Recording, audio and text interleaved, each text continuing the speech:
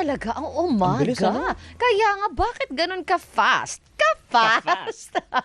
O, naku, mga kasama natin ngayon ang at isang congressman natin, House Assistant Minority Leader, Human Rights Lawyer at Akbayan Partas Congressman natin, Kong Chel Jokno, joining us on the line para pag-usapan ano nga ba nangyari kahapon, ano ang mangyayari, isinusulong ng Akbayan Party List para nga po sa EDSA People Power Revolution dahil nga ninanais na gawing national holiday na po ang February 25. At kung ano-ano pa kasama natin, Kong Chel Jokno. Kong Chel, good morning! Rika at Christian po sa programang Balita Patan. How are you doing, sir? Good morning, Kong. Magandang umaga, Rika at Christian at lahat ng nanonood at nakikinig. Thank you po, Kong Chel. Kanina po, humingi na kami ng update sa ating reporter, si Nico Bagsik, para sa mga preparasyon na gagawin para nga po bukas sa EDSA People Power commemoration. 40 years after that has happened, ngayon po ang EDSA People Power ay regular, special working day lamang. Hindi po ito isang national holiday, bagamat napakabigat ng naging parte nito sa history ng Pilipinas, lalo na sa ating demokrasya. Ang akbayan, inyong grupo po ay nagsusulong na gawin itong regular national holiday. Pwede po ba namin malaman ang mga detalye po tungkol dito, Kong Chel? Ay, dapat lang, Rika, kasi every year parang nag-iiba-iba ang pagtuturing ng ating pamahalaan sa araw na ito. At kailangan maalala ng buong sambayanan, lalong-lalo na ang mga kabataan natin, yung mga nangyari nung panahon ng diktadurya at yung laban ng lahat ng sambayanan Pilipino para maibalik ang kalayaan at demokrasya. Yung yugto na yon, ako ay anak ng martial law, kaya alalang-alala ko yung mga panahon na yon na wala tayong kalayaan, hindi pwedeng magsalita, kahit magkonting batikos lang, huhulihin ka na o mawawala ka pa nga. Kaya pinaglaban yan ng napakaraming Pilipino na ibalik ang ating kalayaan at kailangan maalala natin yan. Kasi ngayon ay minsan parang natitake for granted natin yung ating mga freedom na mag-IG, mag-TikTok, mag-YouTube. Ay naku, yan ay resulta ng laban ng napakaraming mga Pilipino para ibalik ang demokrasya sa atin. Sa tingin po ninyo, Kong, bakit parang nagiging challenge, if challenge man, para po sa gobyerno na yung isang araw na ito ay ilaanan natin, hindi lamang pag-alala doon sa EDSA People Power Revolution, kundi para po sa naging tagumpay din naman po nun at nabanggit nga po ninyo yung pangmatagalang naging magandang epekto po nito para sa taong bayan? Ang naging problema kasi mula ng mga early 2000s pa, nagsimulang kumalat yung mga fake news na sinasabi nila, golden years naman daw yung martial law. Wala naman daw nangyaring masama nung panahon na yon. Pero ako mismo, masasabi ko dahil nakita ko mismo yung pagkawala ng kalayaan sa atin at yung paglabag sa mga karapatan ng Pilipino. Kasama na dun yung aking ama, na at that time, bago mag-martial law, ay isang senador at kilalang abogado na hinuli na walang kaso, walang warrant of arrest, kinulong ng 2 taon na wala man lang legal na dahilan at nilagay pa sa Bartolina ng ilang buwan na walang kasalanan. At hindi lang sa kanya nangyari yon, nangyari yan sa napakaraming mga Pilipino, lalong-lalo na mga kabataan lumaban noon, na hindi lang kinulong kundi tinorture at yung iba ay nawala at pinatay pa. And what does it say sa isang gobyerno, Kong Chel, na napakahalaga po nung nangyari na sa part ng kasaysayan natin, and yet parang hindi ganun yung pagbibigay ng importansya, yung pagpapahalaga, yung ganung level po ng pagpapahalaga na parang it's just a normal day despite napaka-significant nga po nung nangyari sa kasaysayan? So tama kayo dyan. Sobrang halaga nitong mga panahon na ito na nangyari ng martial law, lalong-lalo na yung EDSA.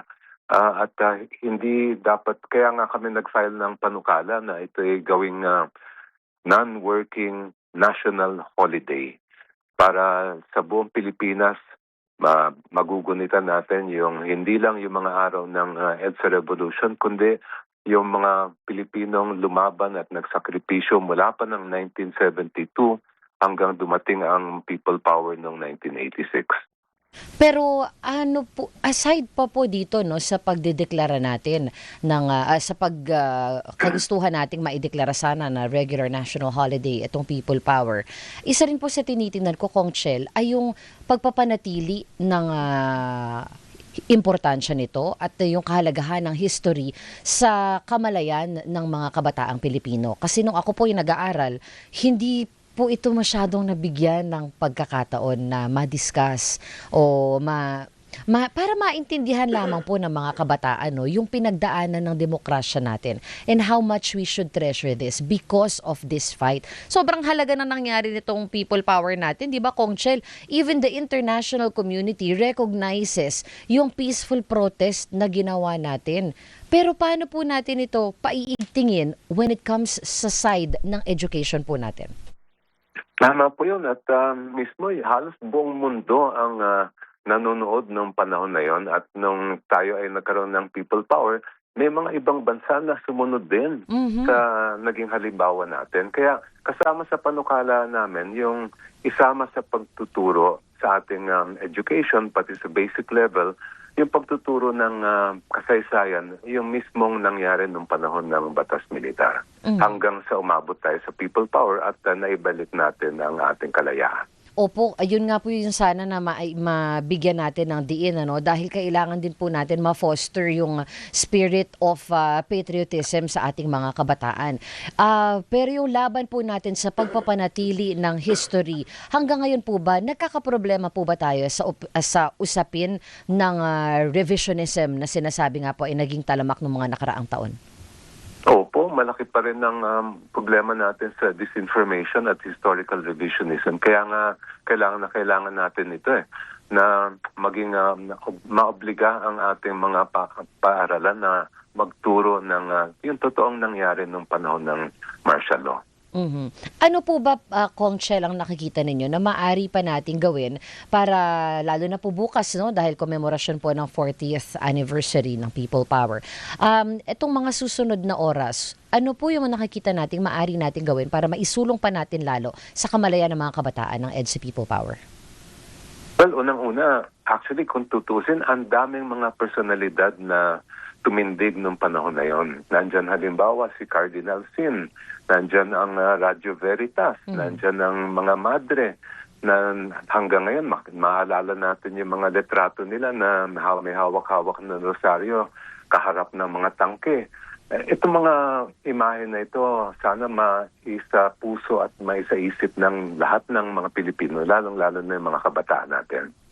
Opo. So talo naman po ako on a different topic, Kong Chel, dahil kahapon po naganap yung unang araw ng ICC confirmation of charges laban kay dating Pangulong Duterte. Pero matagal na po natin pinag-uusapan na maibalik ang Pilipinas na maging miyembro ng ICC. Ano po yung mga nararamdaman ninyo kasama po ng ilan ninyong mga kongresista? Do you think that this might have traction po na pag-usapang muli? Ang naalala ko nung pinapanood ko yung confirmation of charges hearing, yung lahat ng nakausap kong mga pamilya ng nabiktima ng war on drugs. Naalala ko nung panahon ng July, August at mga susunod pa na mga buwan ng 2016, ang dami-daming lumapit sa akin na naghahanap ng hustisya. Sila po dinocument namin yung kanilang mga kaso at nung napapanood ko yung hearings kahapon, yung iba talaga yung kanilang hangarin na magkaroon ng hustisya para sa kanilang mga kapamilya. At ito na nga yung mga nakikita natin proseso na alam natin hindi maaring mangyari dito sa atin. Kasi napakadaling ma-impluensyahan ang justice dito sa atin kung malalaking tao ang involved. Pero alam natin sa ICC, hindi nabibili yung mga maestrado doon at hindi sila nadadala ng kung ano-anong mga fake news o kung ano-anong mga political pressure. Kaya para sa akin, dapat nga bumalik tayo sa ICC para kung sino man ang may balak na mga abuso sa mga darating panahon na malaking tao, lalo na kung sila mga pinakamatataas na opisyal, ay magdadalawang isip bago nila gawin yun. And when is the right time, Kong Chel, na tayo po ay magproseso na ng pagbabalik bilang miyembro ng ICC? Actually, nag-file din kami ng panukala dyan kahapon na dapat ibalik natin bumalik tayo sa ating International Criminal Court sa Rome Statute. Nanawagan po na kami sa resolution namin na kay Pangulong BBM na let's start the process of returning to the ICC. Apo. Pero hindi naman po kailangan ng panibagong legislation para dyan, Kong Chel, at talagang will lang talaga ng presidente, ng government as a whole na mag-participate ulit at ayusin ang mga proseso para maging miyembro ulit po ng ICC. Oo, at syempre kung sinabi ni Pangulong Marcos yan, ay susunod na ang buong pamahalaan. Opo. Paano po ang masasabi niyo doon sa mga, syempre may mga kumukontra po doon sa pagbabalik ng Pilipinas sa ICC na parang ang kanilang sentimento ay bakit natin hinahayaan na ang mga dayuhan ang humahawak ng mga kasong dito naman nangyari sa Pilipinas? Ganito nung mismo yung Supreme Court natin ng Pilipinas ay nagsabi, noong una pa lang 17 buwan ng war on drugs, noong dating administrasyon, umabot sa 20,000 na Pilipino ang pinatay. Yung 20,000 na yon, yung 16,000 doon ay pinatay ng mga riding in tandem at hindi mga kilalang mga armadong lalaki. Ngayon, ikaw ba, kung kapamilya ka ng biktima o kaya testigo ka, syempre matatakot ka na humarap dito sa korte natin na alam mo na napakarami pang mga riding in tandem ang gumagala dyan. Malay natin yung katabi natin sa karinderya pag kumakain tayo ay kasama doon sa mga riding in tandem na yon. Kaya mahirap talaga makamit ang hustisya dito sa atin. Opo. At yung isa pang bagay ang maganda sa ICC, kita naman natin kahapon yung ang magiging batayan nila sa paghuhusga ay walang iba kundi ang ebidensya. Kung sapat ang ebidensya, magkakaroon ng pananagutan. Kung hindi naman, magkakaroon pa rin ng hustisya dahil walang magiging not guilty yung involved. Kaya sigurado tayo may due process si Pangulong Duterte, sigurado tayong hindi mabibili at may impluwensya ng mga maestrado, sigurado tayo na ebidensya lang ang magiging basehan ng anumang paghuhusga sa kanya. And how should President Marcos address this? Kasi, Kong Chel, ang isa sa argument pa rin ng kampo ng dating Pangulong Duterte sa ICC ay wala na kasing jurisdiction ang ICC sa Pilipinas, kaya illegal yung naging pag-arrest sa kanya. On the other side naman, ang sinasabi naman ng Malacanang palagi ay yes, hindi na tayo miyembro ng ICC, pero may sinabi din si Yusek Leno nakaraan na parang meron tayong certain level of responsibility pa rin dahil nga yung mga nangyaring krimen ay nung tayo pa ay member ng ICC. Pero paano po mare-reconcile itong mga facts na ganito po? Klarong-klaro po sa Rome Statute, yung treaty na pinirmahan natin, na niratify natin para maging membro ng International Criminal Court, na kahit kumalas ang isang bansa, meron pa rin obligasyon ang Estado na mag-cooperate sa ICC doon sa mga kaso na nasa loob pa rin ng jurisdiction. Ibig sabihin, yung mga nangyari nung bago tayo umalis sa ICC. Itong kaso laban kay Pangulong Duterte ay mga pangyayaring yon nangyari bago tayo nag-withdraw. So may jurisdiction ng ICC at may obligasyon tayo mag-cooperate doon sa kanila, lalong-lalo na sa pag-issue nila ng warrant of arrest. Meron din tayo obligasyon sa Interpol. At yun ay hanggang ngayon, kasama pa rin tayo doon sa agreement na yun na mag-cooperate din sa Interpol. And yung sinasabi naman nila na bakit hindi dumaan sa korte natin yung pagka-aresto kay dating Pangulong Duterte. Yes. Ang dahilan niyan ay kumalas na nga tayo sa Rome Statute. Kung sana ay member pa rin tayo Rome Statute, ay dapat talagang may proseso din dito. Pero dahil umalis na tayo doon, yung mismong provision na yun, hindi na po applicable sa atin. Isa po sa mga argumento ni Kaufman kahapon, yung pag-mention nila na sinasabi repeatedly ni dating ni Pangulong Bongbong Marcos noon na hindi tayo magko-cooperate with ICC. Pero despite all of those pronouncements, nakulong pa rin at nandun na nga, nagpatuloy na nga to the confirmation of charges yung nangyari kay dating Pangulong Duterte. Sa tingin niyo po ba merong valid reason kaya niya nasabi ito? Nako, tanong natin kay Pangulong Marcos yan. Pero kung maalala ko, marami rin na nababaliktad na salita ang dating Pangulong Duterte. Marami siyang sinabi na maya't maya. Kabaliktaran din ang nabanggit niya. At basta't ito lang masasabi ko yung argumento na puro politika lang ang kaso sa ICC, doon hindi ako sumasang-ayon dyan. Kaya tayo nagkaroon ng kaso sa ICC dahil napakarami, libo-libo mga nabiktima ng war on drugs ay naghahanap ng hustisya.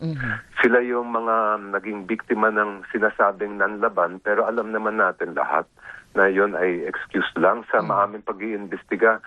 Naku, halos lahat ng nakita naming kaso, hindi naman totoo yung sinasabing nanlaban. Opo. Pangangatwiran lang yon. Opo. Kong Chel, marami pa po kaming nais itanong, kaya tatanong na po kami, talo na po ako on a different topic before we let you go. Opo.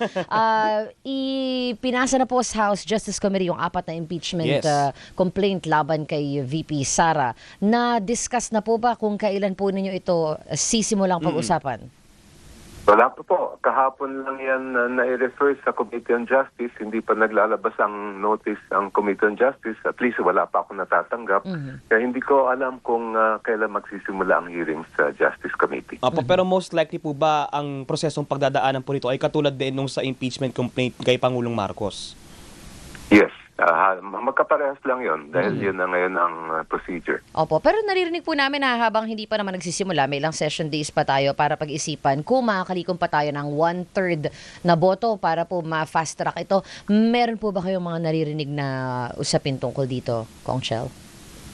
Hindi ako sure kung tama ang bilang ko pero sa pagkaalam ko, lumampas na tayo doon sa panahon na yun, lalong-lalo na na-i-refer na ilagay na sa order of business yung 4 na impeachment complaint at ito ay na-refer na sa Committee on Justice. And ibig sabihin nun, kung meron pang maghabol ng complaint kahit na sabihin natin may 1/3, papasok na yung 1-year bar. Opo. And how confident are you, Kong, na magpapatuloy po itong pag-usad ng impeachment complaint laban kay VP Sara, considering na nag-announce nga po siya ng pagtakbo sa halalan at may mga pangamba po na baka biglang magbago ang ihip ng hangin sa Kamara? Ganito para sa akin, ang impeachment ay dapat ang paghuhusga natin sa isang impeachment case ay magiging depende yan kung anong ebidensya ang makikita natin. At kaya sa lahat ng mga nagsasabi kung may malakas o mahina ang impeachment laban kay VP Sara, hintayin muna natin na lumabas ang ebidensya doon. Parehong panig ay magkakaroon ng pagkakataon na magpresenta na ebidensya. Doon tayo maghusga kung sapat ba na dapat bang ituloy ang kasong impeachment o hindi na dapat ituloy. Opo. Kong Chel, marami po talaga kami itatanong. Pero in relation to this na rin po, ay yung pag-anunsyo ni VP Sara na siya ay tatakbo bilang bilang presidente sa 2028. Tinignan po ng mga taong bayan kung sino nga ba ang viable candidate na maaring tumapat sa kanya. We have names being floated around. Isa na po doon yung kay Senator Risa Hontiveros. Pero may mga nagsasabi po na kritiko na mukhang hindi pa siya handa o hindi pa siya pwede, kulang pa ba ang experience para dito? Kunin po namin ang inyong thoughts on this, sir. Baka kainin ng mga kritikong yan yung kanilang salita sa 2028.